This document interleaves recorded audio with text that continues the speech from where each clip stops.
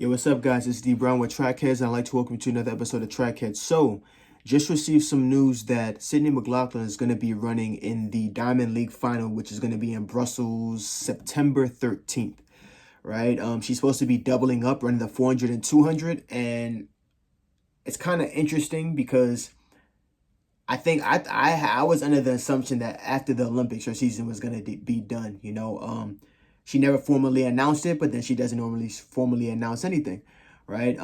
Communication in terms of when she's running, where she's running, it hasn't necessarily been the best throughout the years. And if we do know she's running, it's separated by like months at a time. She doesn't really race too often.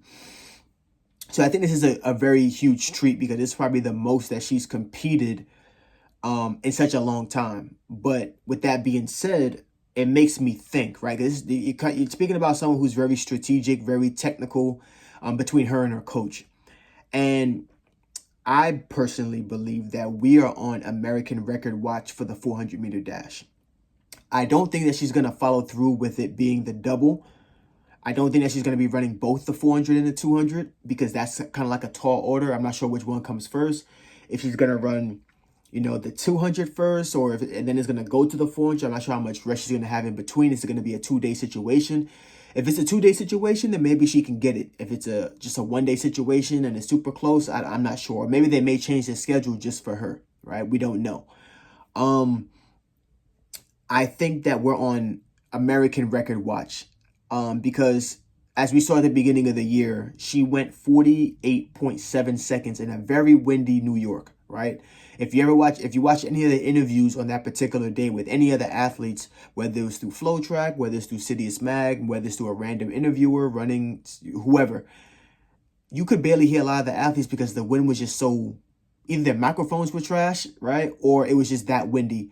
And a lot of athletes were complaining about the wind on the backstretch. And the fact that she still went 48.7 and she was this close to breaking Sanya Rich's American record is crazy. I think she wants that to be gone. And really, it makes no sense because the rate in which she's dropping this world record in the 400 meter American record isn't gone says a lot.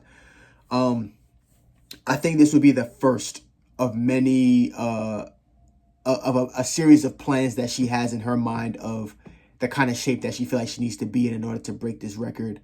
And especially the world record, right? If your goal, maybe as you're leaving this sport and transitioning to leave this sport, is to break the world record, the American record has to go first. And I think that she's going to be dwelling in the 48s for quite some time. And I think that she has the ability to do it. Now, my major question is also, this is a Diamond League final. We have had 3 athletes this year go 48 seconds. 3 or more. We actually had a lot of athletes go 48 seconds. We have the Olympic champion Paulino, Paulino from Dominican Republic. I don't know how to say her first name, pardon me. We have Salwa Nasser from Bahrain. We have either Natalie or Natalia. I think it's Natalia Kazmarek, if I'm saying that correctly. I think she's from Poland. Also is in the 48. So we have Adeleke. She's gone 49. She's going to have plenty of competition in this 400 to really challenge her to see where she's going to be at. It could be very well she does not go 40. It could be very well she doesn't necessarily win the race, but she's still going to win because she may break the American record. And mind you, when she ran that American record, no one was close to her. The next fastest time was like 50.5. It was not very close. So with that being said, it's just like I'm very interested to see what kind of shape that she's going to be in, because I assume that she's been training this whole time. She gave her body a chance to recover. I mean, she did break the world record twice and been a place that no other woman has ever been at. Really, really impressive.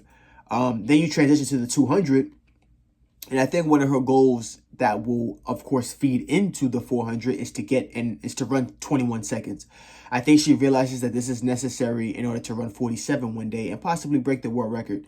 Because if we, if we break down just forget about like coaching, just the common sense. The faster you are, the easier it's going to be for you to run your splits in the 400, assuming you still have the strength. And obviously she does. She's coming from a 400-meter hurdle background, and we know that she's strong.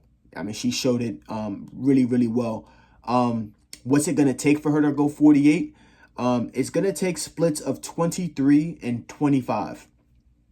I think if she's able to push the pace, and I think this is going to be good, because when she ran the 400-meter hurdles world record, she went 23.9, right? And in my opinion, if she goes anywhere between, let's say, 22.9 and like 23.2, that's a sweet spot. And if she's able to finish up in like 25 of 5 or 25.4 or faster, there's the record right there. So I think she has to be very calculated in where she's going to be at for that first part of the run. As we saw in Paulino's run, Paulino, I think, crossed through the first 200 in like 22.8 and was able to finish up in like 25, super low to get that 28.2 or 28.1 that she ran at the Olympic Games. Plus, the track was pretty fast. I assume Brussels is fast as well. We're going to hope that it's good weather, because that makes for good television. So, definitely my prediction is that she's going to break the American record. And if she runs the 200, ends up running the 200, and I assume there's also going to be great competition there. I'm not sure if Gabby has shut down her season. I doubt Brittany Brown. Brittany Brown just came off of running 22.0. I think her goal is to run 21 anything. 21.9, just to show, like, I have the speed needed, and that they can have that data going back into next year, where the meet will be in Tokyo and they'll have plenty of time to run and do the things that are necessary that they need to do. A lot of people are experimenting during this part of the season. They won the Olympic Games. The Olympic Games came and went. Let's see the things that we need to do to be successful in these, and experiment a little bit while we're in this greatest shape. So very interesting to see. I'm very excited to see how she's going to do. And like I said, that's my prediction. So we're going to see what happens. But if you guys have any other predictions, let me know in the comment below. Do you think she's going to break it? Do you think she's not going to break it? I personally think she's going to break it. She's probably going to give me like a 48.5. Smooth. 48.5, 48.6. Dip right under it. And even if she gets second, I got the record. It's in my name. I have the world record. I have the American record. I have a 21-second 200 to my name. And if she's feeling grimy, if she's feeling like real grimy in like 2026 in good shape, she might decide, hey, I want to run the 200. And give us a 21.6, 21.5. She beat Gabby before preseason, early in the season in like May. So I think it's definitely possible. But, like I said, we'll see. I want to thank you guys for watching. This is D Brown with Trackheads. Peace.